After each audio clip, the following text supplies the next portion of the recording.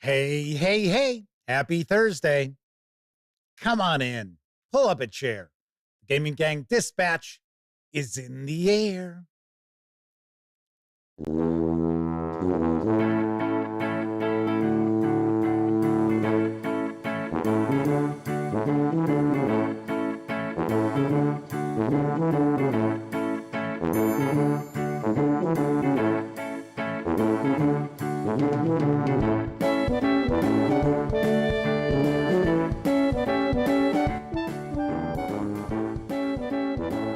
Howdy, gang, and welcome once again to the Duct Tape Studios. I'm Jeff McAleer, your host, here at the Gaming Gang Dispatch, brought to you by, incredibly enough, thegaminggang.com, of which I happen to be the founder and editor-in-chief. So welcome aboard, everybody. Tonight is Thursday, January 30th, 2025. This is live stream number 1147. If you're not overly familiar with the show, let me point out, super casual. We are certainly not engaged in anything rivaling rocket surgery by any stretch of the imagination.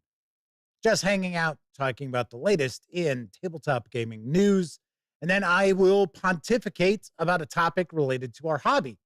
And what I'll normally do on the last live stream of the month is I will do an AMA. So it's an Ask Me Anything. So if you're hanging out, watching, be sure to submit questions in chat.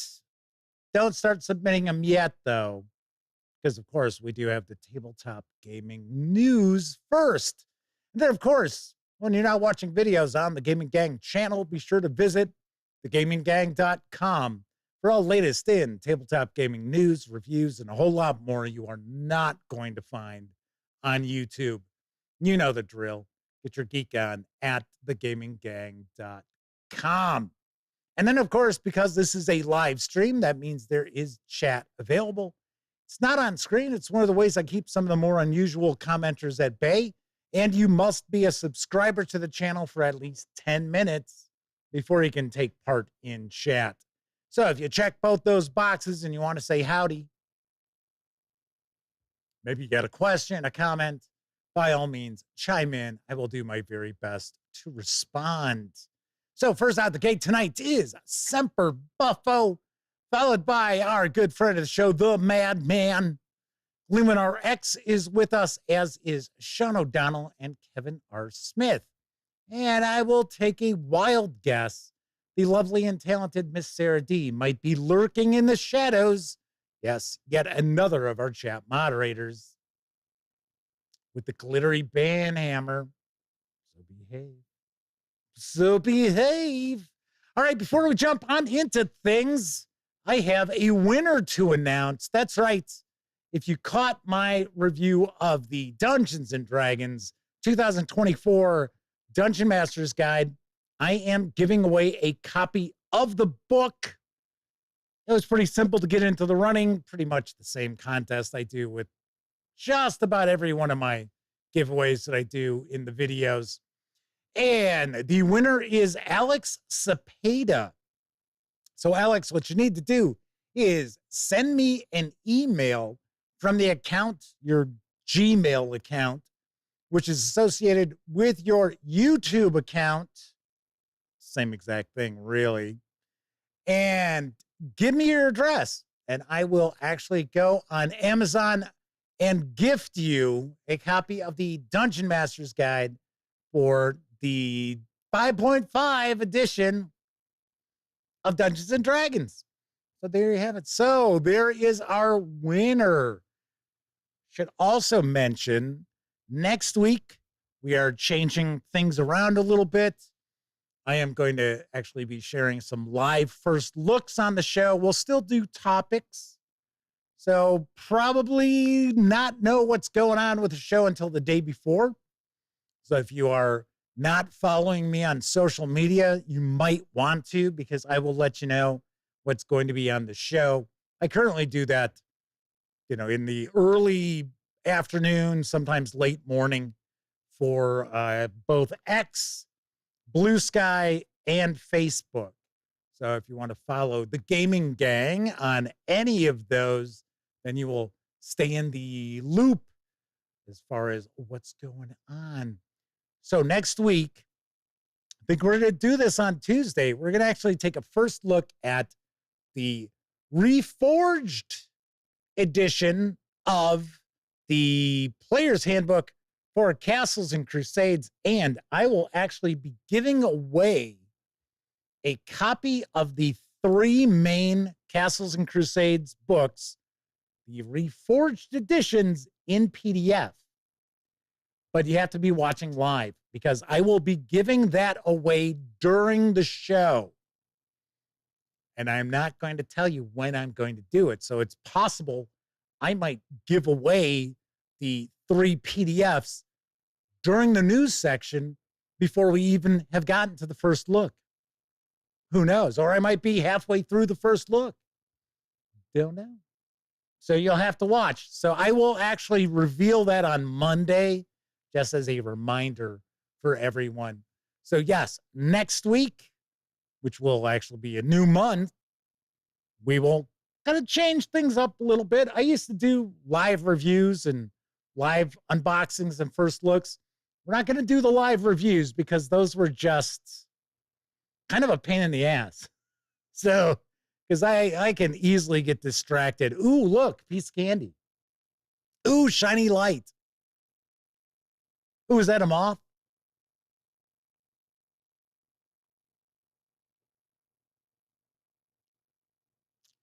Tessie Trekkie is popping on into chat as well.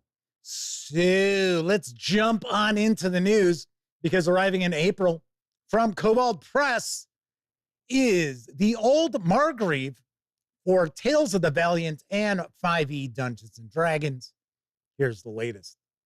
The trees are always watching. For years beyond counting, the roots of the Old Margrave have grown deep and strong. Explore an ancient magical forest rife with dangers both mundane and fantastic, deep in the shadow of its dark canopy.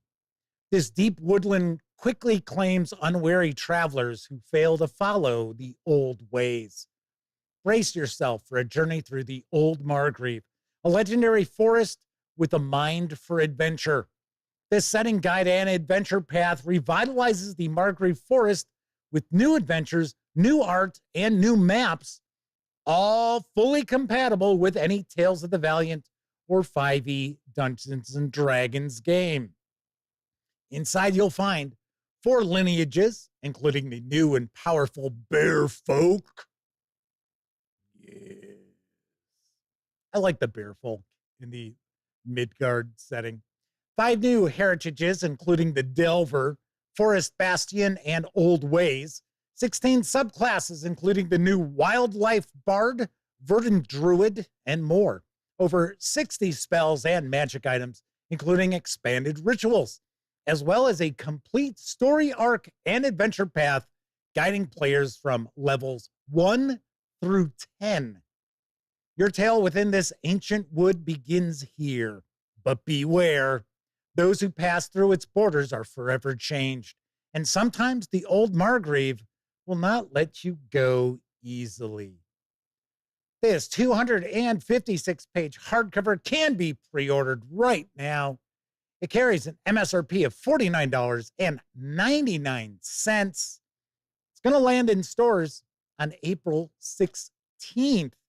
And I will mention the images you are looking at outside of the cover of the book are actually from Tales from the Old Margrave. Well, because all I've got right now is just this image you're looking at right now. So I didn't want to just have you staring at the same damn thing for, 3 minutes as I talk about this.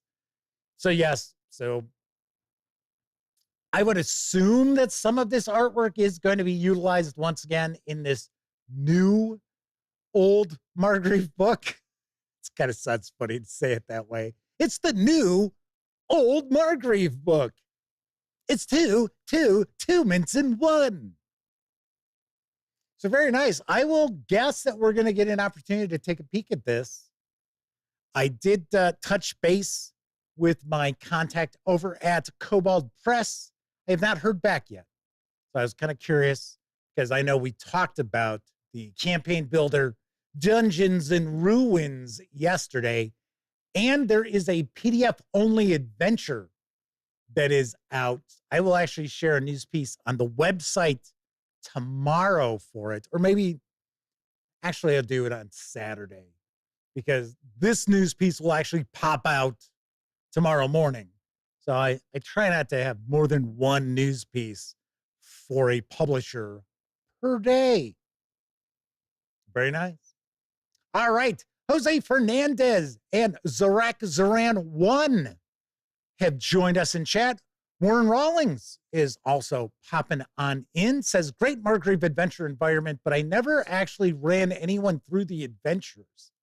The forest concept works great for travel adventures and exploration that everyone complains about. Once again, I will point out I like the Midgard setting a lot, a ton from Kobold Press. And I'm glad to see, even though it seems to be kind of a reworking of the old Margrave books from the past, I don't know how new and fresh the adventure is going to be, because in the press release, it's kind of focused on, oh, new maps, new artwork. Don't know if the content's kind of similar or not. I'm going to take a guess it's going to be mostly new, but it's just a guess. All righty, moving right along. Exalted Funeral has released the Almanac for Shadowdark from author Darcy Perry, and I've got the scoop. 4 Shadowdark supplements are amalgamated into one Almanac, with enough to keep you hooting and howling with laughter. It's a supplement for the Shadowdark role-playing game and includes rules for new character ancestry and class options for Shadowdark, along with talent and advancement tables, futurists, and more. Almanac includes owl ancestry and 9 owl classes, including the Bard Owl, Orac Owl, Owl Berserker, Alchemist, Aldrich Knight, Illusionist, Owl Assassin, Ultimate Warrior, and Valkyrie. Play as a duck dungeoneer, spelunkers, delvers, and divers by nature who lust for adventure and exploring damp, dark places. Includes pre-generated duck dungeoneer character with art by the late, great Janelle Jacques. Welcome to Shadowbark. Dogs are courageous, loyal, and fun comrades. They can be fierce protectors and faithful allies. There's the new Rover class.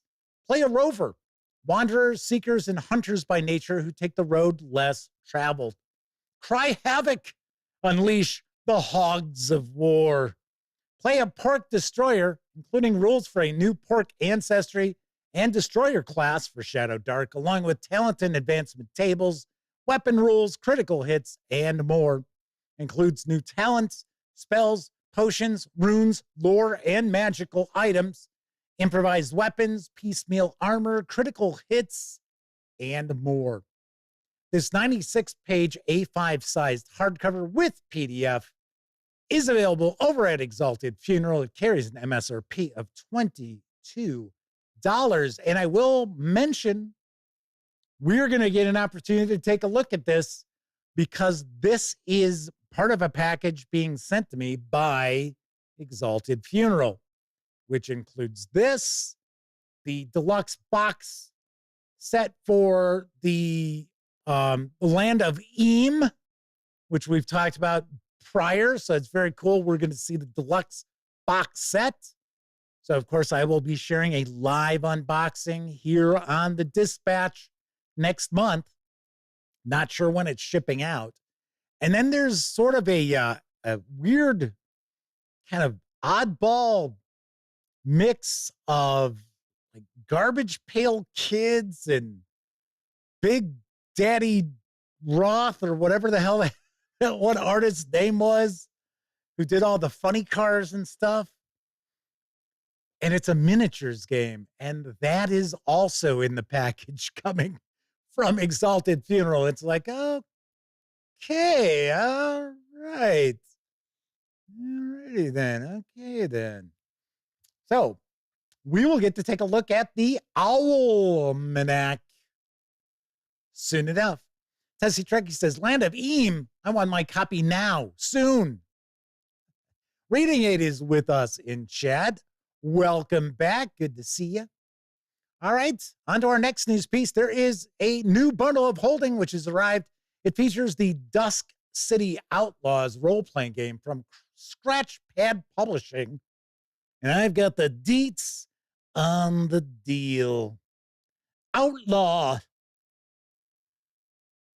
We first reacted our April 2021 Dusk City Outlaws bundle featuring Dusk City Outlaws, the tabletop fantasy role-playing game from Scratchpad Publishing about criminal cartels in the sprawling metropolis of New Dunhaven.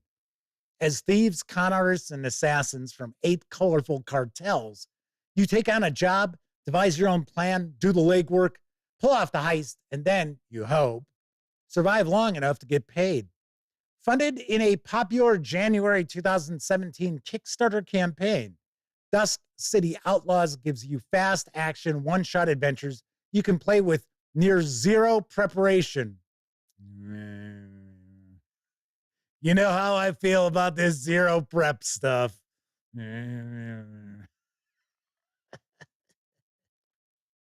All right, it's a near zero. It's Lord of the Rings meets Leverage and Ocean's 11. Does anybody even remember Leverage? I mean, wasn't exactly the most popular show on television, and it was buried on cable, basic cable. I don't know. I never watched it, but I do remember it had a role-playing game. So there's that. For just $7.95, you'll get all 5 titles in this revised offers.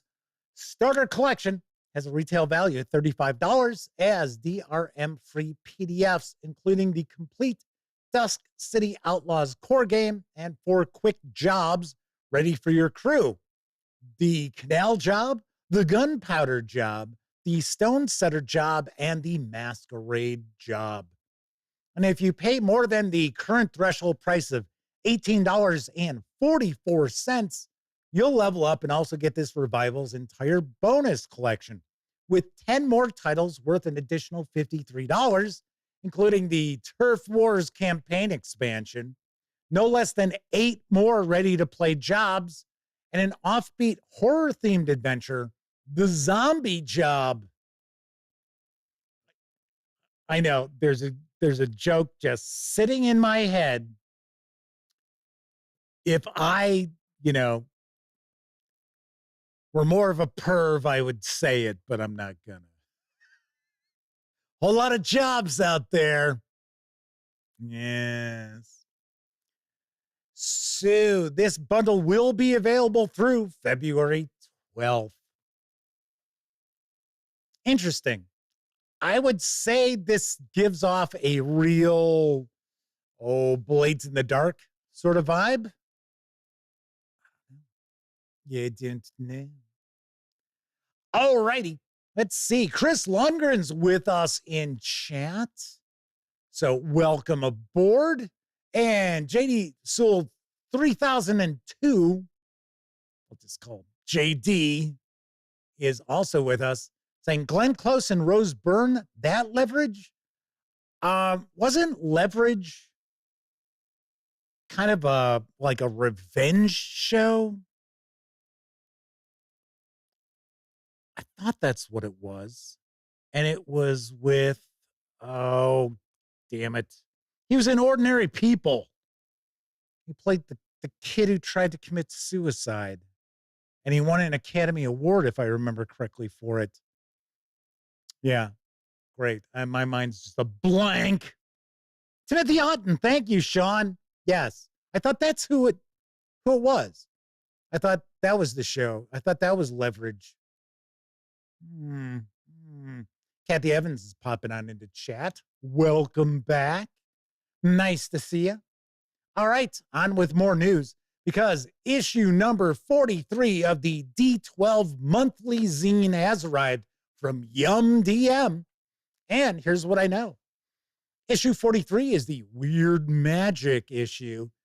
It features articles on the origins of weird magic. I don't know why I'm saying it that way. Unusual magic books, types of weird magic, corruption, and much more. You've got feature articles such as, "It's Magic, Jim," but not as we know it. An article outlining what weird magic is. The original seed, which is an article which will cover how weird magic can manifest in your campaign world. What harm ever came from reading a book? A list of creepy and unusual magical tomes. And variety is the spice of life.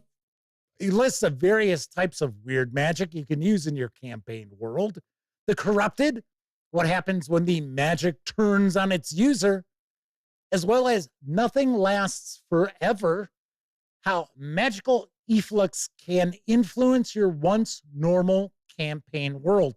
And then, of course, there's familiar features such as character building, how planes can affect characters who visit them, or how they may leak their corrupting influence into the world. Solo spotlight, all about an NPC you can introduce to your campaign. Eldrin the Fractured Mage. There's creature feature, scare your players again with these magic-eating creatures. Spellcraft, all about how spells can evolve. An adventure location. Hidden beneath the folds of existence lies the Shattered Veil, a demi-plane where the very fabric of reality has unraveled. Class acts, all about sorcerers of amalgamated lineages. And the 20-some page PDF can be had right now for $3.95 Australian, which, given current exchange rates, it's about $2.50. So something interesting about the D12 monthly releases. There is a free release, which I don't think is as long as the paid PDF. My guess. Tessie Trekkie says that's about $2 right now. Yeah, I took a look at the exchange rate today and it said about $2.50. So, don't know, just sharing that. Hey, it's possible that website was wrong. Wouldn't be the first time.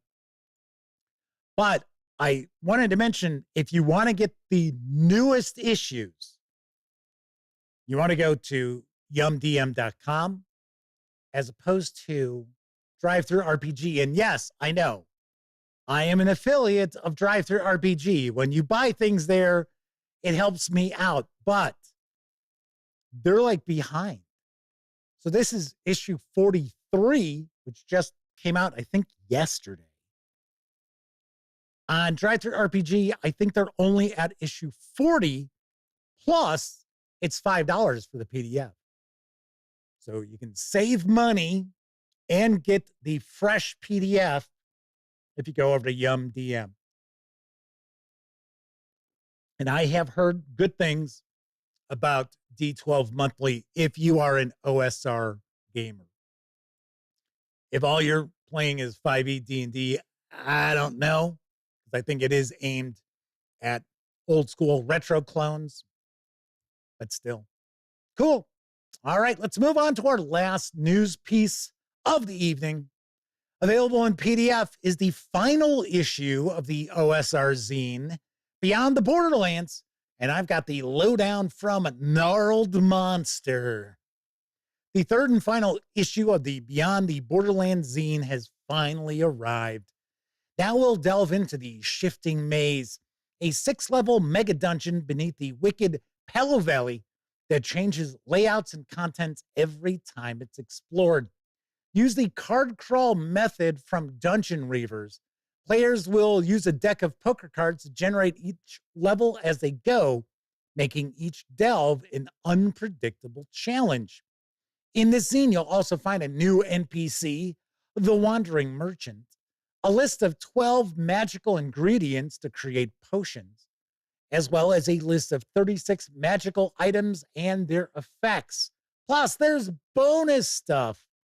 When you purchase this zine, you'll also get access to the Card Crawl mini zine from Dungeon Reavers, the Shifting Maze illustration in black and white for you to be able to draw over and take notes on, as well as a PDF to print paper minis of all the creatures and NPCs that appeared in the 3 zines and 2 variations of the 8x8 battle mat. Well, well, well. And weirdly enough, for some strange reason, I don't have the price. What the hell? Like, what's going on here? All right, let's take a quick peek. Hey, the magic of live streams, huh? All right, let's see. There we go. Beyond the Borderlands, number 3. It clocks in at 20 pages, and it is $5. I thought that's what it was, but I wanted to double check.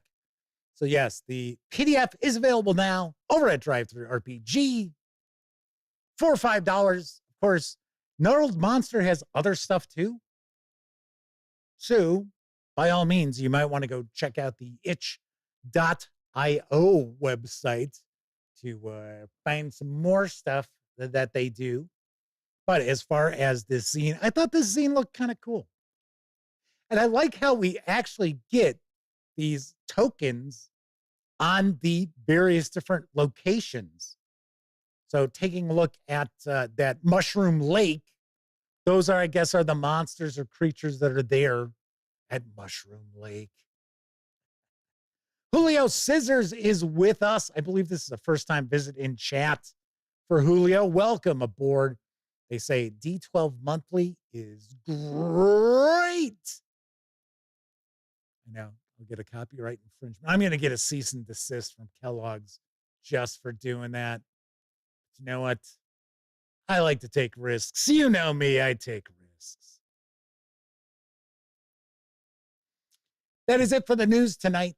Of course, I was just talking about Drive-Thru RPG. Don't forget, the Gaming Gang, thus the Dispatch, is affiliated with the One Bookshelf sites.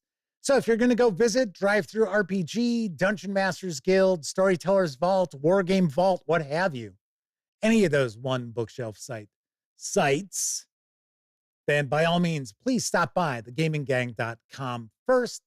Click on one of our banners. That way, if you happen to make a purchase, I get 5% of that sale. And all those nickels, dimes, and quarters really do go a long way to keeping thegaminggang.com around.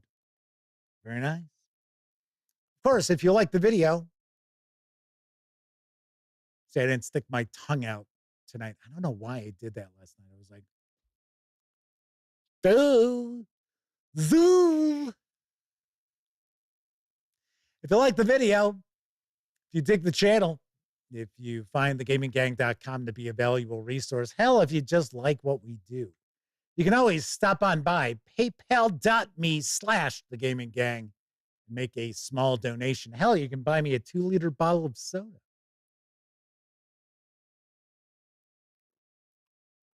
Ooh, that's good. And there are some of you who swing on by and make not small donations. So big thank you this month to fine folks like Joshua Edwards, Will Burton, Toothless, Agile Monk, and The Madman.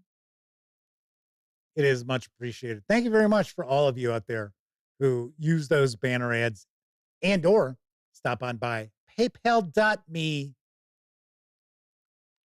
The Gaming Gang.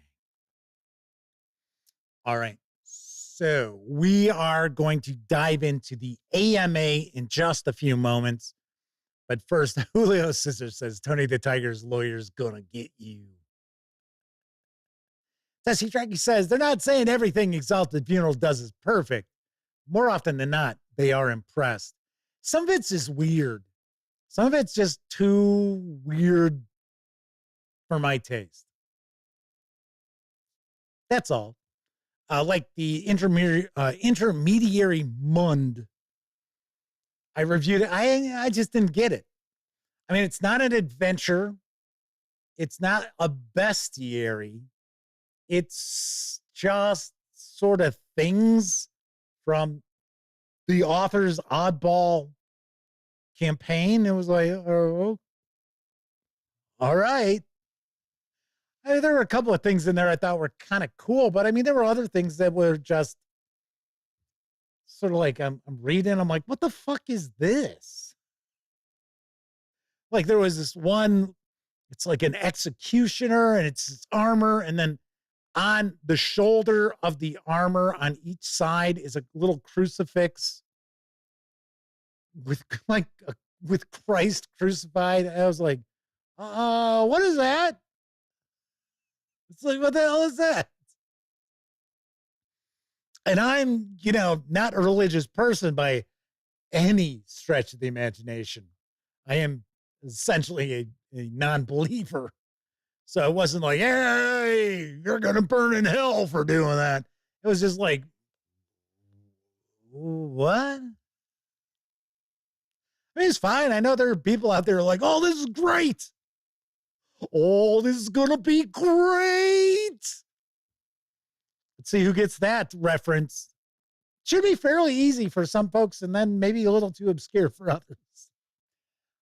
JD says they're not impressed with Exalted Funeral's handling of the original Old School Essentials advanced box sets. Were they the ones who did it? Or was it... Oh, damn. Necrotic Gnome. I couldn't think of the necrotic part. I want to say Necromancer Gnome, and I'm like, no, that is not it, Jeff. That is not it. So I don't know. I have no idea. Because I thought Exalted Funeral got in later.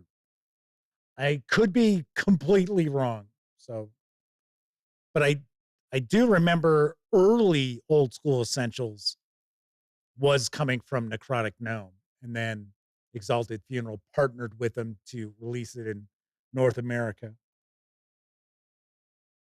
So Gleewin RX is asking, well, what happened with the box set? Yeah, I don't know either.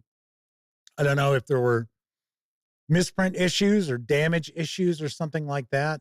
I almost bit on the box set last time they did one. And then I thought, you know what? I've got the Classic Rules tome. I've got the 2 Advanced Fantasy tomes. I'm good. I'm all right. JD says they were the U.S. distributor for that Kickstarter. Okay. Yeah, I like I said, I wasn't sure. But I do know originally they were not part of the, releasing of OSE when it was first, starting to make its way. I think they got on board when Gavin Norman collected the single volume for the Classic Rules. I think that's when they got on board. I could be wrong with that too, so who knows? Geez, it's not like, there aren't a ton of game companies that I follow along and, have rattling around in my head. Okay, so I was going to tell you, so if you were watching last night, I was telling you about the shipping fiascos with the international shipping. So if you recall, I had 2 packages, one going to Canada that came back to me. And then I had another that's going to Singapore that nobody knows where it's at, supposedly. So I had submitted claims to Global Post. And then this morning, I get a credit of $301 and change to my ShipStation account. And I'm like, what? I'm like, what the hell is this? I'm like, okay, so supposedly they were going to refund me the shipping on the package that was sent back to me, which who knows? But for one, I can't imagine they would actually process a claim that fast. I mean, less than 24 hours? And the value of the package that went to Singapore was $405 plus $150 in shipping cost. And of course, God forbid there'd be a way for you to speak to anybody about this. So, in fact, I went to the help page for ShipStation, and there was a link to live chat, and it wasn't actually a link. It would change your cursor if you hovered over it, but it didn't open anything. I was like, come on. It's like, what the fuck? So there was a thing to send an email. So I did that. I'm sure lots of luck hearing anything from it. Tanky is popping on in to chat. I believe a first-time visit. So welcome aboard. Thanks for joining us tonight. Make yourself at home. Keep your feet off the furniture, though, please. Gleeman RX says they love the OSE Classic Tome. It's all of the Moldvay basic D&D in a concise, supremely formatted book. Only thing that's missing. And I agree. I do like old school essentials. I like both the classic and the advanced fantasy.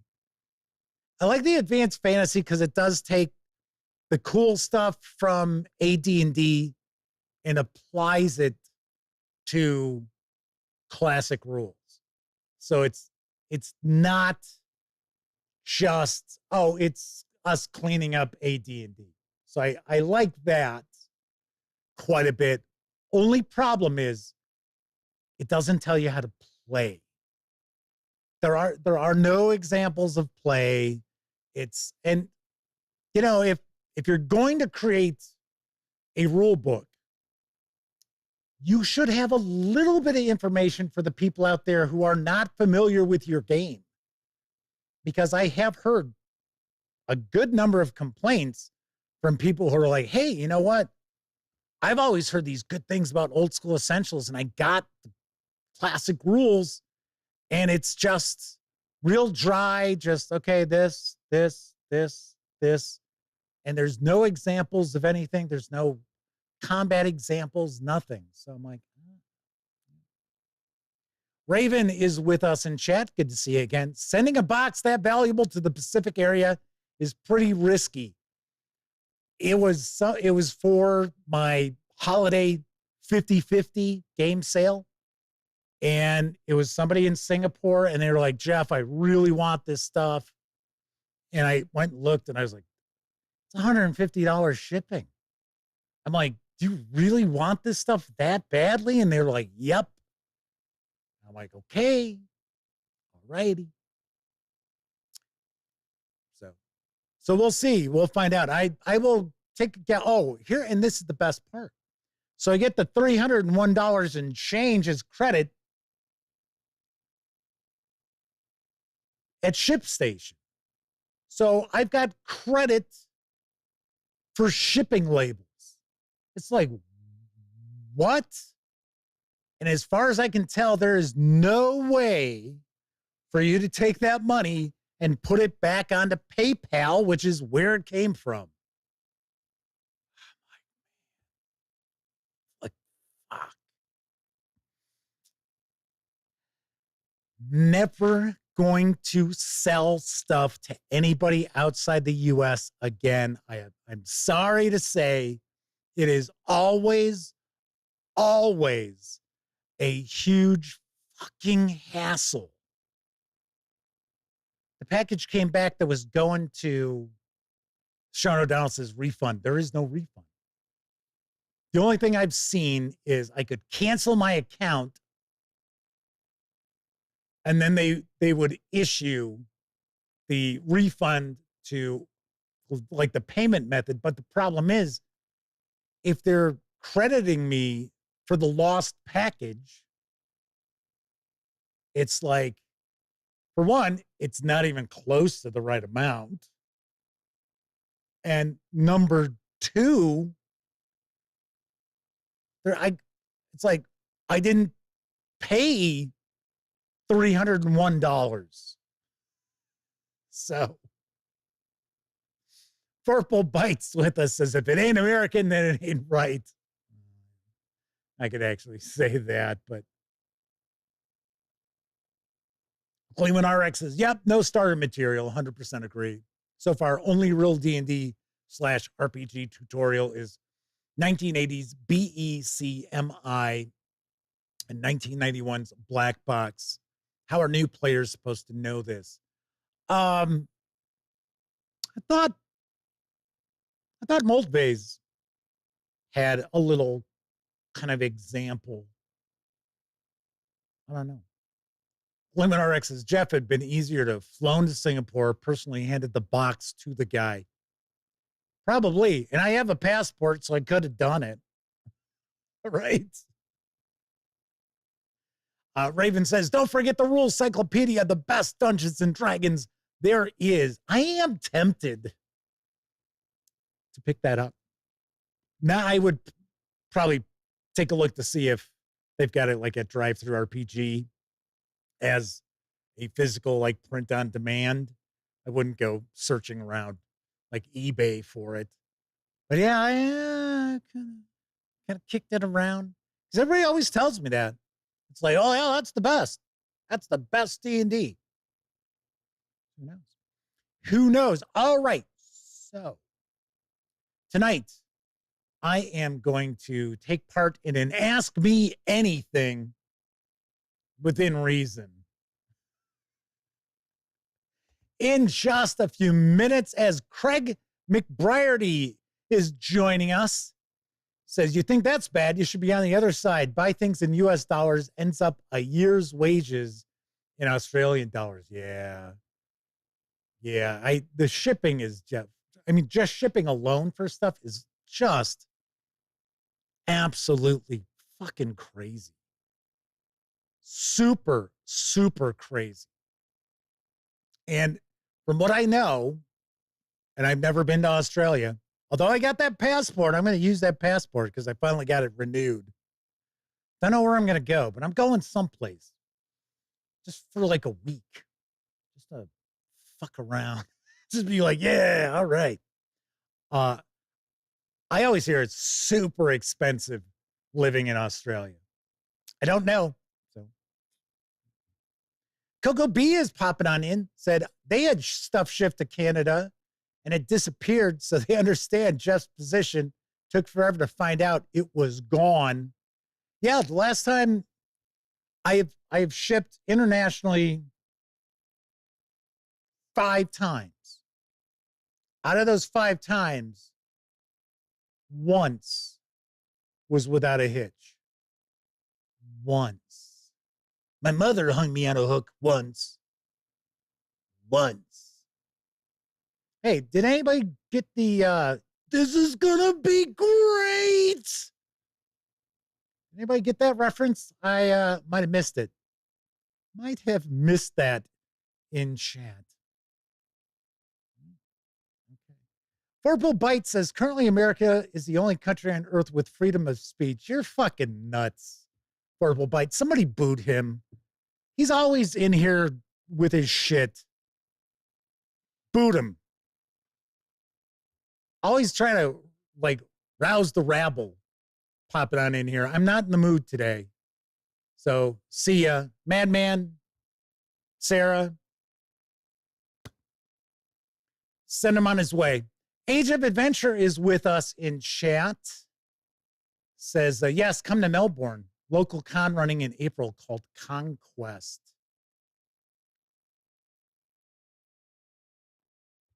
Hang on a minute.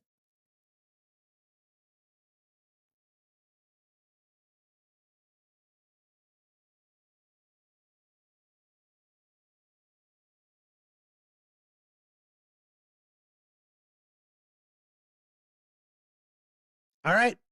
There we go. All right. Wow. Only the third time? And how many years that we've actually had to boot somebody? But I swear, they're always floating on in here, and they're always trying to get people, he's trying to stir the shitstorm because he's a Trumper. So anyway, which, I mean, you know what? We've talked about it before. You can vote for whoever you want to vote for, right? That's completely your prerogative, but don't come in here and always be like the first thing they said when they popped into chat was OSC. Pfft. It's like, get the fuck out of here. All right. So anyway, we're going to do an AMA, but first I think it's time for a brief intermission. It's intermission time, folks. Time out for a delicious snack in our sparkling refreshment building. Every item a fresh, appetizing taste treat. And now meet the star of our show. Symbol of a treat that quality made famous. America's most famous ice cream treat. Eskimo pie. Creamy, delicious ice cream made even more exciting with smooth, rich chocolate coating. And wearing the label of quality, known the world over. Eskimo pie, the treat you know is tops because it carries its pledge of quality right on the back of the bag. Be sure you save the bags for valuable premiums. Get famous Eskimo pie at our refreshment stand now. It's America's anytime taste treat. Finest ice cream, finest chocolate. It's delicious.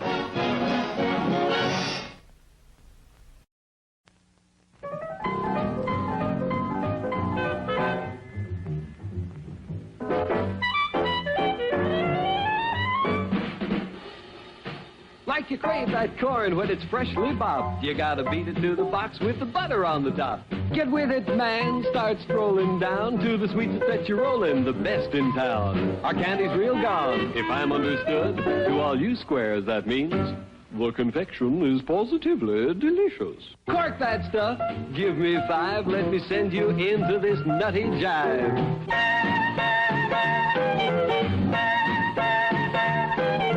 Go, man, go. It ain't very far. Shake it on down to this cool snack bar.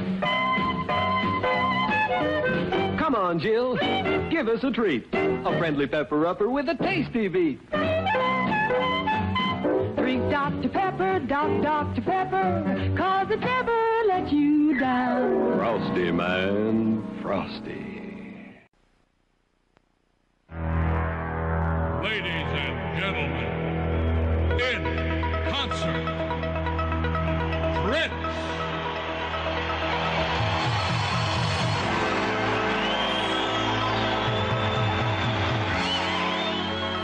Prince. Well, what do you mean in concert? In concert with your Prince spaghetti sauce, world-class pasta, and all-natural sauce from Prince, the original. You getting on the Wilkins coffee bandwagon? Never. No! You either go with Wilkins or you just don't go.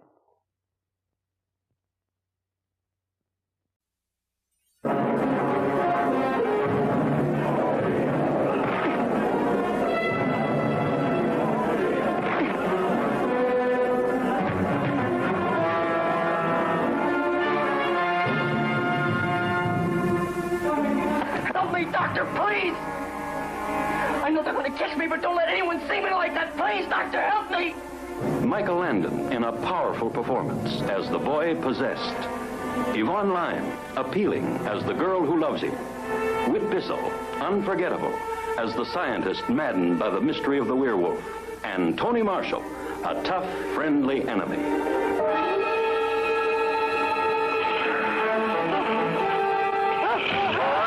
These the official pictures? Yes, Chief. Slash on either side of the throat.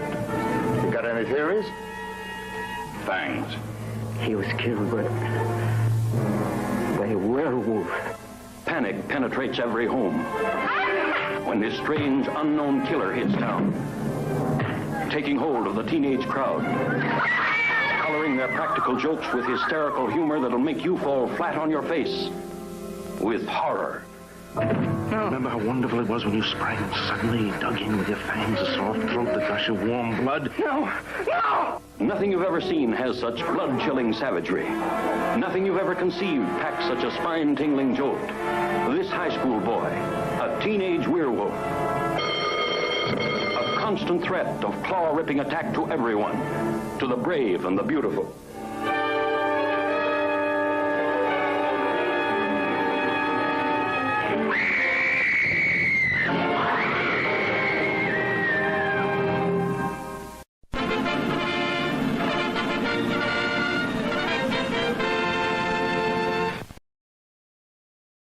Ladies and gentlemen, Prince. I always like that commercial. I think it's funny. It tickles my funny bone. Ziggy 7800 Pro is with us in chat. Welcome aboard. JD said Jeff doesn't suffer fools. I normally let chat just do its thing for the most part. But the thing is, I also know we have a lot of folks who hang out here who are not in the United States. They are outside the U.S. And just to stroll on in here, and second thing out of your mouth is the U.S. is the only country that's got freedom of speech, which is absolutely ridiculous. It's just somebody who's trying to troll. Like, whatever. It's like, not going to put up with it. Just not going to put up with that in chat. So the needs of the many over the needs of the few. So tonight, it is the last show of January. So what I like to do on my last episodes of the month is just do a quick AMA. And, you can fire away any questions you want to fire off at me. Now, there is a two-part question that was sent to me. I'm not going to say who sent it because it is somebody who on occasion does hang out here in chat, and it seemed a little too friendly to piracy. So I just wanna... Raven says at least Jeff still puts up with me. Raven never misbehaves. Not that I can tell. Maybe there's something going on in chat when I'm not paying attention. Anyway, so the question basically boiled down to, why am I so unfriendly towards AI? Why do I not promote games that utilize like AI artwork? So that was the first part. And the email went on to talk about, a lot of these people like say on Drive-Thru RPG, they're just one person operations and they're just trying to get by, trying to make a buck or two off of their love of the hobby, which I completely understand that. I get it. I understand that. But the way I look at it is AI artwork. I don't care if you paid money for the program that you're utilizing to make the artwork. That artwork is a conglomeration of all this other artwork that's already out there.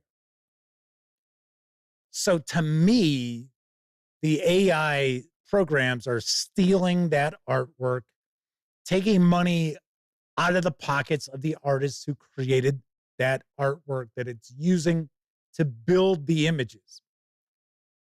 Plus, I think a lot of AI artwork looks like shit. Most people don't have 6 fingers. But that's the main reason why.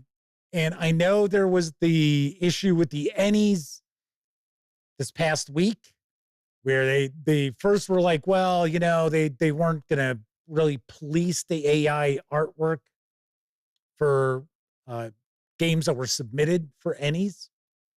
And then people weren't happy. So, of course, they backpedaled on that real quick. So, because the people spoke. And that's why. I mean, that's the reason why. If you want to go and buy stuff that's, you know, a couple of bucks on Drive-Thru RPG and, you know, the publisher's using AI artwork, that's, you know, that's your prerogative. I had nothing to say about it. But the thing is, I'm not going to actively promote the theft of material. So there's that. Then the second part of the question was about pirating games. And not necessarily only role-playing games, because there are scans and stuff of board games that float out there all the time too. And it was essentially, you know, making the point that there are a lot of people who live in, you know, third world countries who they want to be able to play role-playing games, but they can't afford the PDFs on like Drive-Thru RPG and stuff like that, and itch.io and so forth. And it's sort of like, well, you know, they have the right to be playing role-playing games and playing games as well. Yeah, but the thing is, there's tons of stuff out there for free. I mean, we talk about basic fantasy. I mean, a lot of people love basic fantasy. I think basic fantasy is an excellent old school styled role-playing game that uses modern mechanics. Absolutely free. Everything produced for it, absolutely free in PDF. And they've got loads and loads of adventures that are essentially old D&D modules which have been tweaked for basic fantasy. Talk about Castles and Crusades. The Castles and Crusades Player's Handbook, not the new Reforged Player's Handbook, but I think it's the 7th printing of the Player's Handbook. It doesn't have the homage cover, which we've already talked about before. Trollord Games really doesn't have new editions. They have new print runs. They might tweak something as far as the presentation or artwork, but the game itself remains the same. Pick that up, absolutely free. There is tons and tons of free content out there if you wanted to play role-playing games. So the whole premise that, well, you know, these people, you know, they deserve to be able to play Traveler or Call of Cthulhu or what have you. Ziggy 7800 Pro is right on the money. I get the poor thing, but stealing is stealing. And that's how I look at it. Stealing is stealing. So I'm going to let you in on something that I have never told any of you folks out there. Obviously enough, I have been covering the hobby long enough. I know where the pirates hang out, and I know where the pirates share their booty. And what I aim to do is I will see stuff that's out there being pirated, and I will usually go and share a news piece on the show for an item or two that I know is out there being actively pirated. Now, you know, I can't be like, oh, cease and desist. I'm not the publisher. It's not my property, right? I can't, you know, do a takedown notice or anything like that. So what I try to do is I try to share a news piece. That's why you might see from time to time, I'll share a news piece for something and you're kind of thinking, wow, where did that come from? Well, that's why, because I see, okay, look, the pirates are out there floating it around. Let's see if I can, you know, help promote this to kind of offset the piracy. I don't know if I can do it or not, but it's worth a shot. Chris Lundgren points out you can get mazes and minotaurs 100% free, as well as basic fantasy. Yep. Shout out says, he said booty.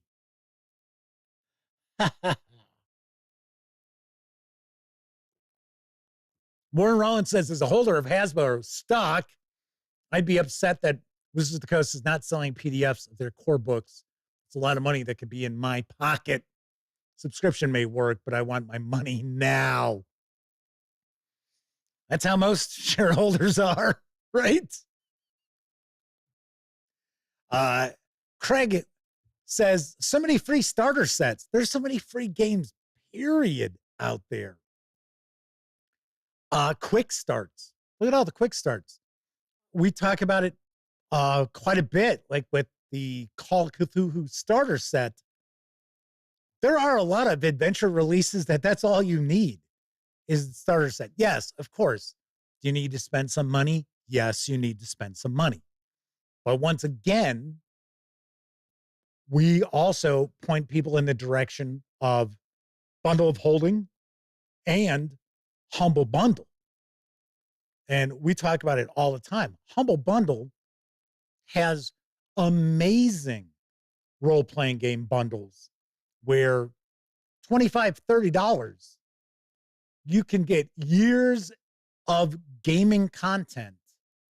And I'm sorry, if you can't afford $30 for years of role-playing game enjoyment, I can't help you. I really can't.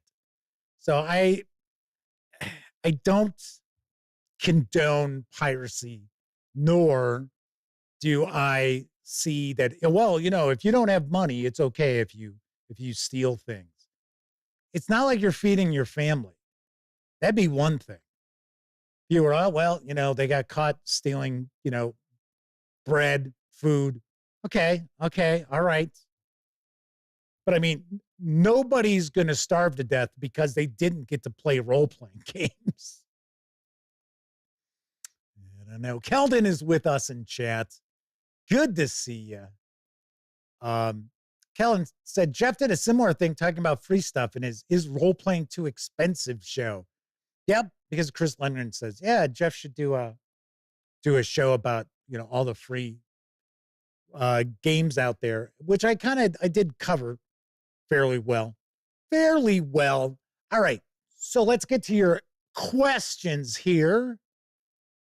We'll do it for a little bit. I thought I saw, okay, so Raven says, how would you handle military simulation role-playing games, such as Mech Warrior, Robotech, Twilight 2000, and Starship Troopers to prevent them from being too formulaic? Well, you figure, okay, Mech Warrior, I'd assume you need to pick up quite a few of the splats on that, because I'm not super familiar with all the, the background, the history, and things like that. Twilight 2000, you should have a campaign.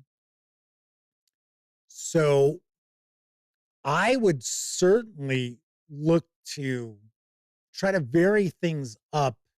If you're looking at something that's supposed to be realistic, relatively realistic, I would really try to come up with, as a game master, some various different plot lines that I could utilize to really ground the players and their characters into that game world. But I would think, to prevent it from really being the same thing every game session, I would give the players a goal, a pretty large, maybe relatively epic goal that they could work towards. And then, of course, with Twilight 2000, if you're talking about the latest edition from Free League Publishing, of course, they've got all the various different events and set pieces and maps. And there's a pretty good variety there. I would look to maybe even take some of the tried and true tropes and maybe try to spin them on their heads. Robotech, I would say Robotech, you've got a campaign right there, depending on, you know, which you're looking at. Are you doing the Macross saga, or are you doing Southern Cross, the Invid Invasion? But you've got a plot line there, something that you have to be very careful with when you're running a game that's based on a series of movies or anime, TV series, what have you, is you don't want to just be rehashing what happened. So one of the cool things about the James Bond role-playing game, which I say it all the time, and I know there's supposed to be like a generic kind of IP-less version of it floating around out there. I swear it was probably, in my opinion, the best espionage role-playing game that I had ever run across. And I'll be the first to point out I haven't run across all of them, but I certainly liked it a ton more than, say, like Top Secret, which I thought Top Secret was fine originally when it came out.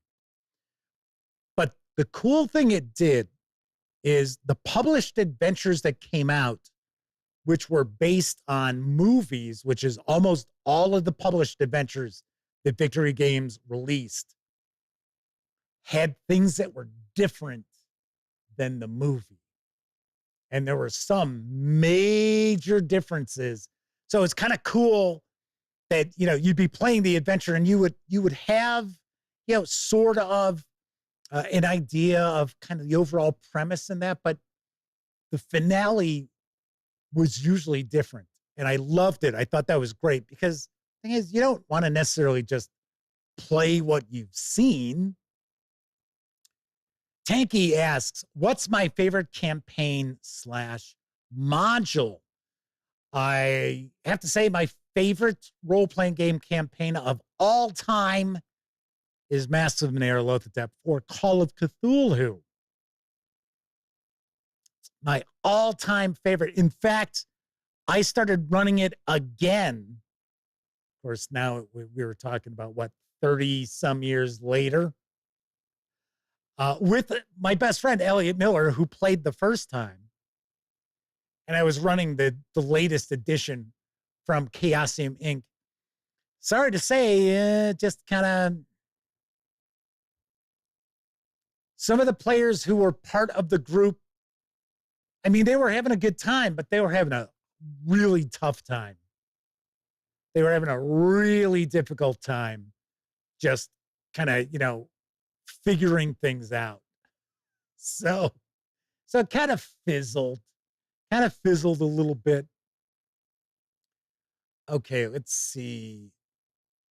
Raven asks, what are my thoughts on mass combats and role-playing game fantasy campaigns? Do I feel they're necessary in high-level campaigns? Depends on what the stakes are, in my opinion. I'll tell you what, I think the most entertaining, at least as myself as a game master that I've run, and I have run a good number of adventures that had the player characters as part of a really big event that was taking place. I had the best time, and I think my players had the best time just still staying focused on their characters within that and things that were going on around them, which were outside of their capabilities to, you know, put their thumb on the scale, you know, change that they were just part of, but still making them feel that what they were doing mattered. So you can do that if you're running a military game, say like even like a World War II game or something like that. You can place the player characters in a smaller section of that big event going on and make sure that you still have things going on around them that maybe don't necessarily affect them or they cannot actually affect themselves. But I say like mass combat and things like that, unless the player characters are commanders of the army or, you know, they're commanding a wing of the army or something like that, I don't really see the benefit of them like playing out the battle, like the mass combat. I mean, and some people, you know, they would probably completely disagree with me. Age of Adventure asks if I run or play in any online games. I do not. Am I in any Discord groups? Not game related, no. I am not. So I know people all the time are like, Jeff, you should have a Discord server. I'm like, come on, really? It's like, I've got a website to take care of. I've got videos I need to shoot and edit and do, you know, little graphics for and stuff like that. I don't have time to be like, okay, well, we're going to do a Discord server too. It's like, no. But no, I don't, you know, funny thing is, I really would love to run something in person. And it's kind of funny because I've told Elliot this before too, because the thing is, with the gang, it's super tough for us all to get on the same page to play. So, like, as an example, and I mean, nothing against Elliot, but every time you turn around, either he or someone in his house is sick.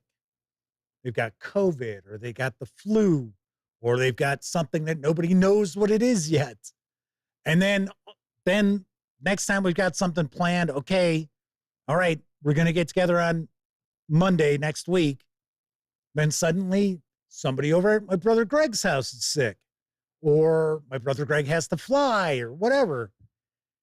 So I would love, even if it was strangers, even if it was a group of strangers I could get together every couple of weeks here out in the far Chicago suburbs, I would love to run something. And it wouldn't be Call of Cthulhu. It would probably be like a fantasy role-playing game. Maybe the one we've been building. But probably not. It would probably be an OSR game of some sort. Maybe Castles and Crusades. But as far as doing the online games, once again, it's a time thing. So as I mentioned before, I have a finite amount of time that I can devote to the gaming gang, which also means I have a finite amount of time that I can devote towards my gaming hobby. And I really don't have time to sit there and get into the ins and outs of a virtual tabletop. Like, I personally think Foundry is excellent. I've played around with it. It is pretty cool, but I'm also one of these people where if I'm going to run a game, I want it to be as sharp, as cool, as inventive as it possibly can. I don't want to be sitting there going, okay, well, we're using the bare minimum here. Just how I am. I know it's kind of weird. Sarah D says, yeah, if I had like the Discord, I'd have to have more moderators. She'd have to make more glittery band hammers. Chris Leonard asks, Mothership versus Alien RPG, which is easier to play?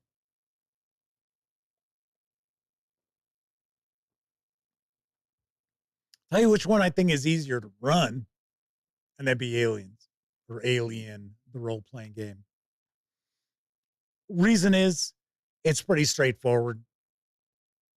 Dice pool. Yeah, right. You got your stress mechanic there, which I like. I think it's pretty cool. But the thing that throws people, and the complaint that I hear from people, and you've heard me say this before, but I do hear this from people, is that in Mothership, your skill levels are just so low that the players feel like their characters are shit. They're shitty characters. But the thing is, it's not supposed to be just strictly a succeed fail. So if the player rolls their dice, and it's a percentile system for those who don't know, and if they don't roll under their skill, that most game masters just run it as, well, that's a failure. You failed. Where it's supposed to be, well, it could succeed, but now you have an additional challenge to overcome. And from what I can tell, it's supposed to be along the lines of, the worse you roll, the bigger the challenge will be. Now, of course, you can make it where, yes, they fail and something else happens too. But if the game master is doing that all the time, the player characters are never going to achieve anything. So keep that in mind. Chris Lundgren says character creation in Mothership's easier. Oh, yeah, it's super fast. Super, super fast. All right, so hold on. Ziggy's got a question. I'm sure you've answered this, but the fantasy game you were building during the live streams, is that going to Kickstarter, self-publishing, or just for fun? It's probably just for fun. I wouldn't mind trying to tie stuff together, but once again, we run into the finite amount of time that I've got. So, yeah, I mean, I could see just putting it together as, I mean, it wouldn't have artwork. Well, it would have AI artwork, actually. But yeah, I could see putting together, like a 20-page, like PDF or something. I would have to find a way to format it. But yeah, I mean, it's not, I'm not going to Kickstart it or anything like that. No. But yeah, I would, I wouldn't mind getting it out there for people to mess around with. Only thing would be is it would end up along the lines, not content wise, but design wise, like Lamentations of the Flame Princess, because I'm not going to sit there and do a bestiary. So I would have to have, some conversion rules for you, because that's essentially what I'm aiming to do here, is just give you a different wrinkle as far as an old school themed role-playing game that won't be very difficult for you to convert old adventures to play at the game table. So there you've got that. Scenes by Omnic is with us. So they picked up Mothership to use in an Alien campaign. They bought it just to enjoy it for reading. But if they do run Aliens, they would use it. Yeah, I could see that. Yeah, there's a lot of third-party stuff out there for Mothership. That's pretty cool. Sean Dowell says, I'd like to keep some adventures, preferably a cohesive series I can use with Black Hack 2nd Edition. I like Black Hack. The one that we're building, when we talk about gear, we are going to do that, the dice as far as, your amount. And when you roll a 1 or a 2, it goes down to the next size die. Because I like it. You still have to worry about your resource management, but it's not like, okay, well, let's count up how many arrows. Okay, so I'm going to gather up all my arrows. How many arrows were broken? I want to do that. So they said, whenever their group needs a day off from their main campaign, what do they do? A cohesive series for Black Hack 2nd Edition Well, Chris Lundgren asks, Wednesday night I'm reviewing the Dungeon Master's Guide. I did review it. That I just announced who won the copy of it earlier in the show. So, yeah, you must have missed the video because that review was 2 weeks ago, I think. I think it was a couple weeks ago.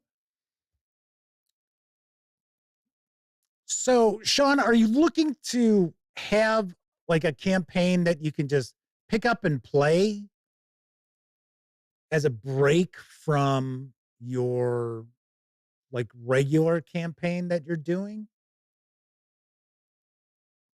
So something that might have or might be conducive to just doing one shots?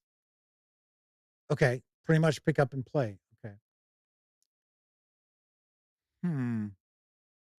What I would probably say, and I got to say, I don't have much experience with these, but I would say look at some of the later AD&D adventures, which were collected in, say, 80, 90, 100-page soft covers.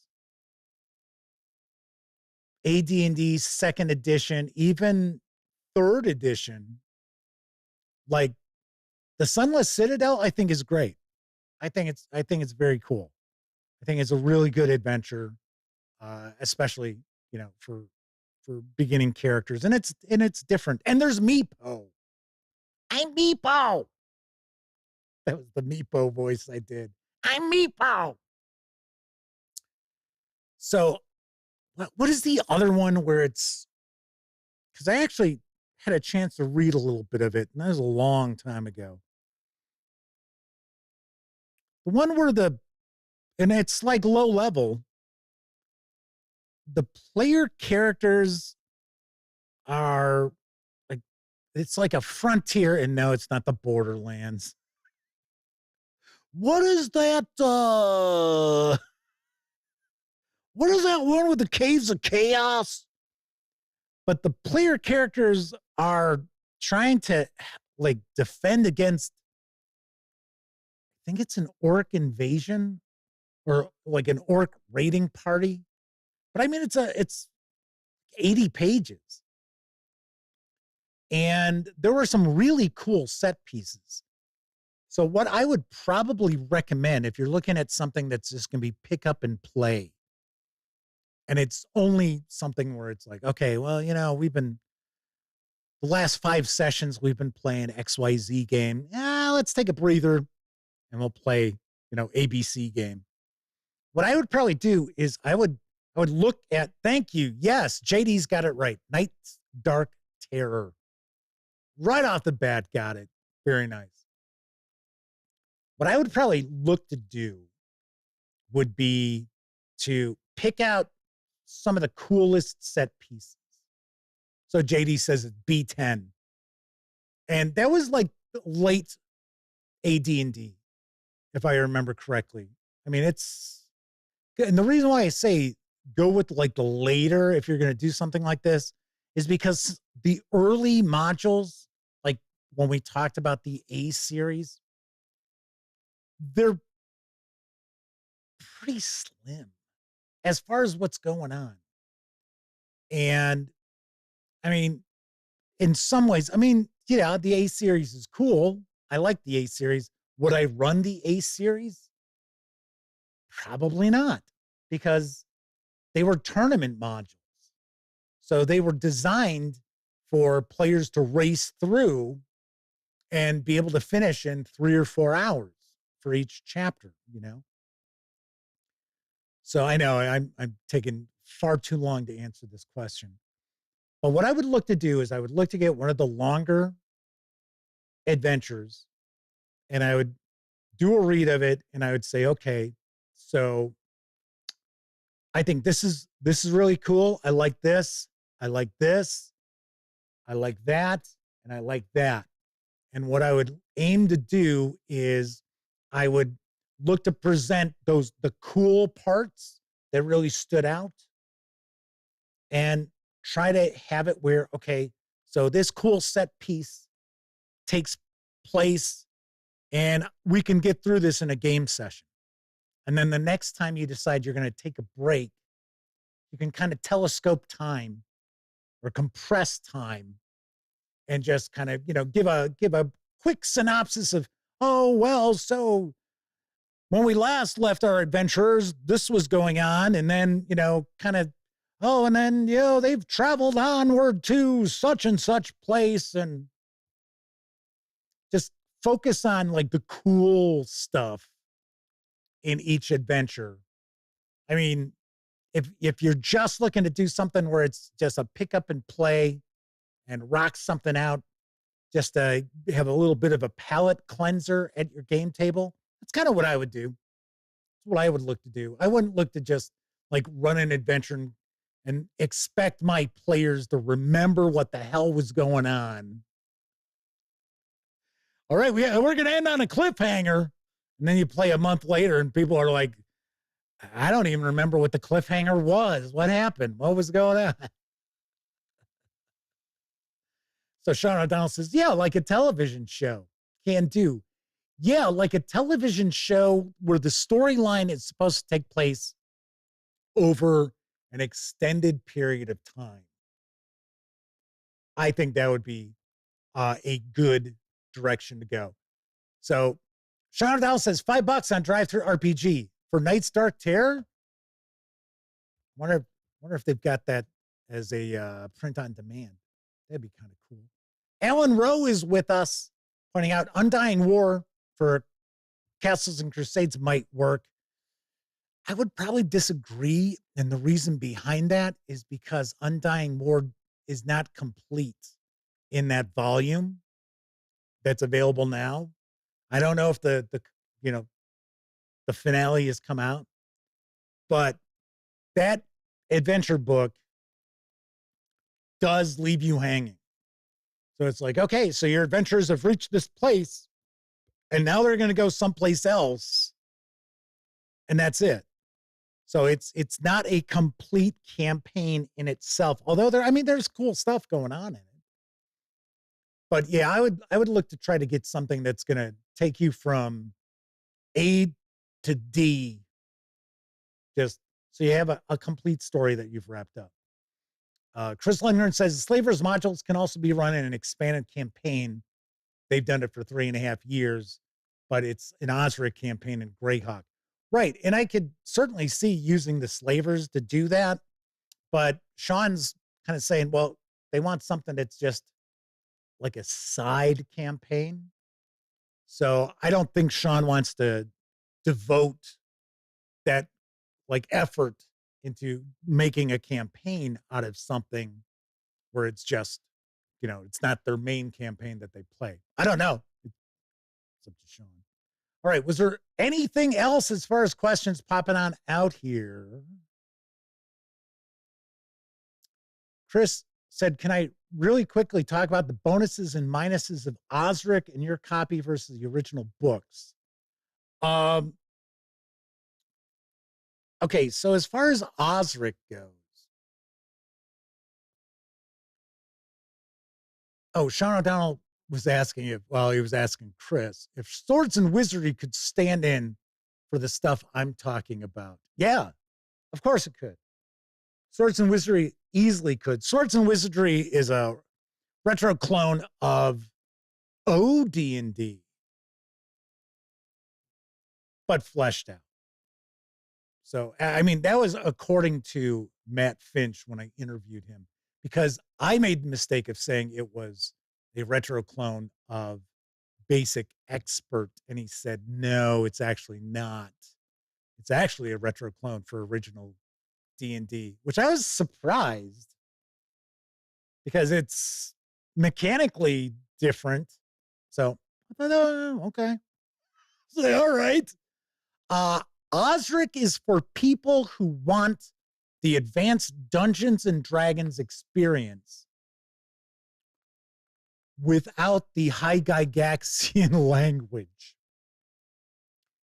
The people who want to run AD&D modules as written, as presented, with the same rule set, the same mechanical skeleton as AD&D, but presented in a cleaner way. So, and as much as I do like the Dungeon Master's Guide for Advanced Dungeons and Dragons, it is a fucking mess. It is all over the place. If that was a car driving down the highway, it'd get pulled over and the driver would be doing a breathalyzer in seconds. It is that far all over the place. But it's got a lot of interesting stuff. It's got a lot of interesting stuff in it. So yes, Osric is very cool. The only issue I've got with like trying to point people towards Osric is there's always talk that there's a new edition that's going to kickstart. I have not heard if maybe it did. Maybe they did a Kickstarter. I'm not aware of it. And if I remember correctly, I thought Matt Finch played a big role in Osric. And I think Matt Finch is now more focused on his Mythmere company, which is Swords and Wizardry, which we just talked about a second ago. So that's why I don't really point people towards Osric. The book I've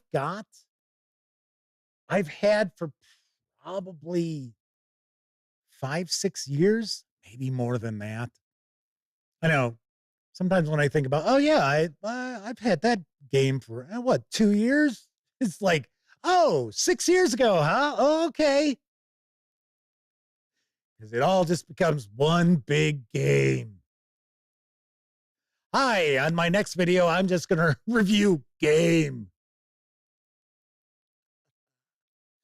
Chris says they're going to work on their one-shot for Swords and Wizardry right after the show. Okay, so I will take 3 more questions. There's already 2 sitting out there. So 1 more. Kevin King's with us. I don't think I said hello to Kevin. Good to see you. Okay, Glenwin RX says, do you have players study the game, have them read the player's handbook before you start a campaign? Do you teach them the game/rules as part of the sessions?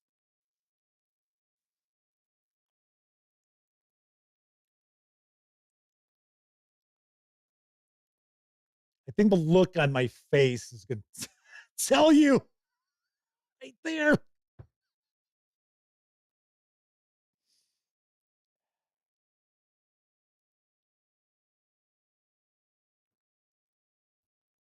If I expected my players to read the rule book, even just the player facing stuff, I would never play a single game.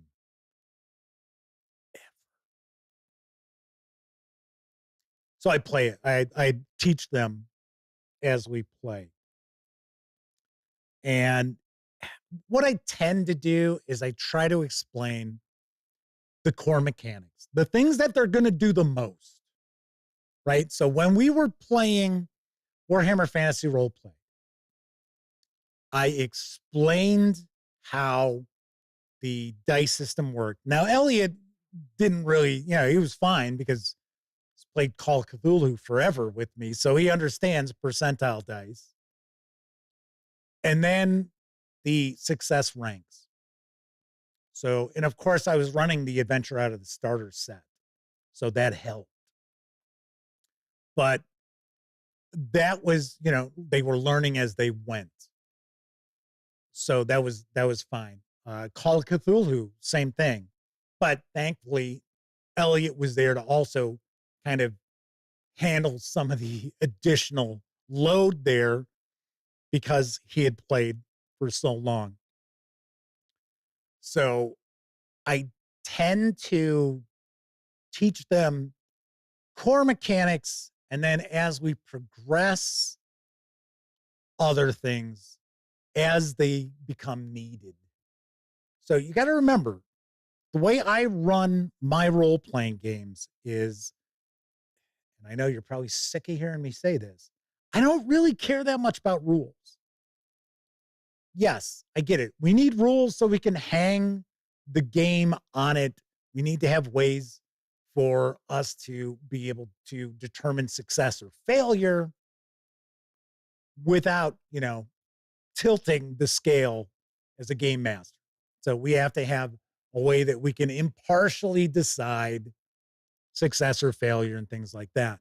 How we go about doing that isn't necessarily that huge a deal. When I was younger, I would run role-playing games by a flip of a coin. So we'd be walking someplace. Yes, back in the day when teenagers walked, I mean, it wasn't unusual for Elliot and I and our friends on a, summer afternoon when we were in high school to walk 25 miles. It was not unusual. There were times we walked down to Lake Michigan in Chicago and then walked all the way back. And that was probably round trip 12 miles, maybe. And we, didn't blink an eye at it. And, to keep ourselves busy, we would make stuff up on the fly. And one of the things I used to do would be run a role-playing game, like, off the top of my head as we walk someplace. And, people just, okay, all right, flip a coin. Or I'd be like, okay, you have to call it, and then you have to flip twice, and you have to call it correctly 2 times in a row because it was something that was difficult to do. Cleveland RX says 25 miles. Wow. Funny enough, when we go to San Diego Comic-Con, we tend to walk about 20 miles in a day because Elliot tracks all of his, steps and stuff like that. And I think our record is like 20 miles. We're just under 20 miles. But every day we walk at least like 17 miles. And that's even when we stay down the street. It's not like we're walking like 2 miles to get there from a hotel. All right. So let's see. So that was one of the questions. Was the, let's see. Okay, yeah. So that was the, do I make my players study the game? I just want them to have an idea. On occasion, if the game has like a quick start, I will send that to like Elliot. I don't bother sending it to my, I have sent it to like my brother, my nephew, my niece, stuff like that. But I never expect them to be reading it. And more times than not, Elliot doesn't have an opportunity to check it out either. But I do try. So JD says, seeing Seth Skorkowski's Gygax impersonation. Heavy snort, head pops over DM screen. Roll for initiative. Yeah, you may have missed this. I talked about how I got to actually chat with Seth at GaryCon. It was kind of cool. I mean, I shouldn't say kind of. It was really cool. He was super nice. And he knew who I was, too. So I was like, oh, okay. All sweet. Like, all right. Okay. Kevin King. How do I think Hyperborea, which is actually right above the owlbear, ranks as a revision of AD&D, ignoring the setting? I like Hyperborea. I think the selling point for Hyperborea are these subclasses. I think that is the biggest selling point.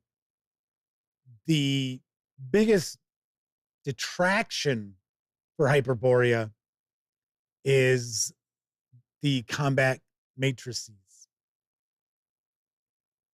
I think the days of a combat matrix are long behind us. But yeah, I think, especially if you're looking for something that's going to be more of a sword and sorcery kind of setting, yeah, by all means. I know people have busted my chops because I talked about the artwork, and I was like, I mean, some of the artwork's fine, but some of the artwork's kind of weak. And the reason why I mention that is because this edition kickstarted and brought in a pretty decent penny. And I know there were people who were upset that so much of the artwork was recycled, that, because I guess, I don't know for a fact, but I guess these backers were under the impression that one of the things that they were paying for was a lot of new, fresh artwork. All right, let's see. One last question. But yeah, I like it. I reviewed it. I see. Kevin King says the reason for the question is it looks to them as a very nicely presented interpretation of AD&D. Yeah, if I were honestly looking to go for the AD&D experience, okay, get ready. I would say Osric, or if you don't want to shell out any cash, Basic Fantasy. Even though mechanically it's certainly not AD&D, but all the free adventures and stuff like that, it's AD&D. So there you have it.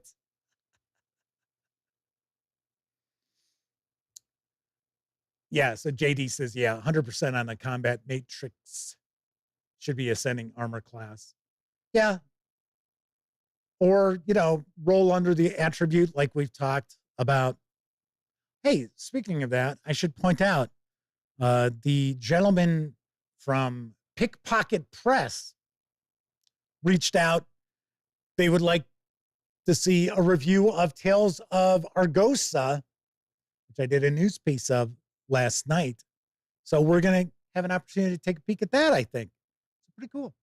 Pretty cool. But yeah, I would say if you're looking for an advanced Dungeons and Dragons experience, I mean, the reality is AD&D books aren't terrible.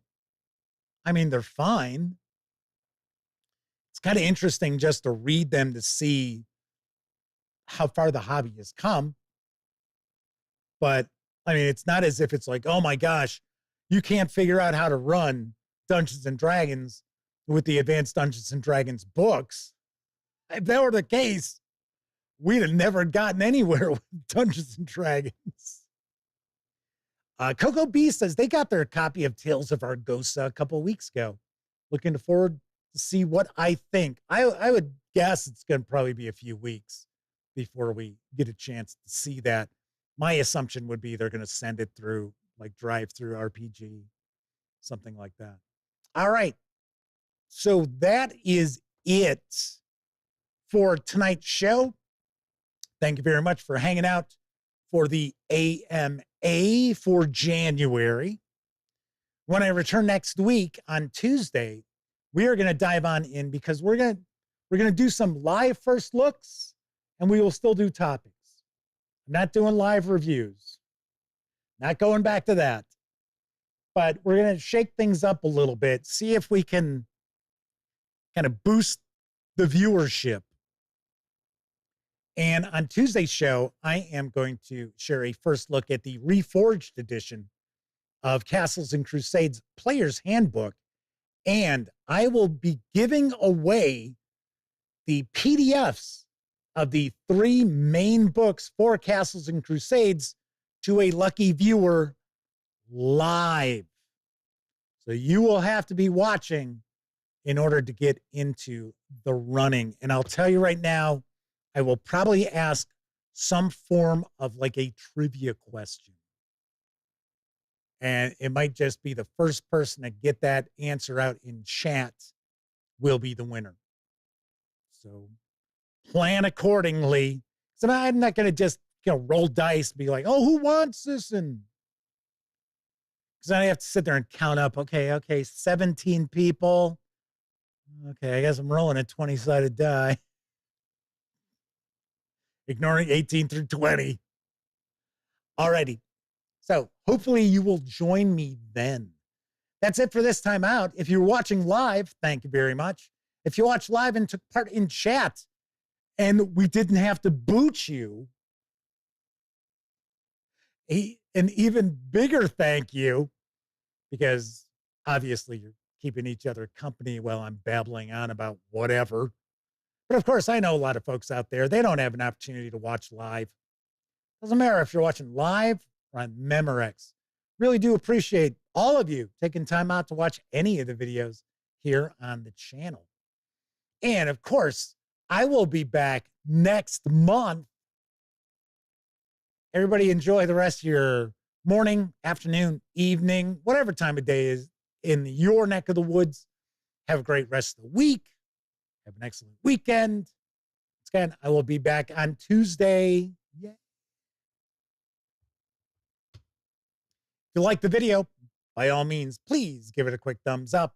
Subscribe to the Gaming Gang channel if you haven't already. And if you do subscribe, don't forget, ring that bell, because it'll not only let you know when the Dispatch streams live, currently Tuesday, Wednesday, and Thursday evenings at 7 p.m. Central.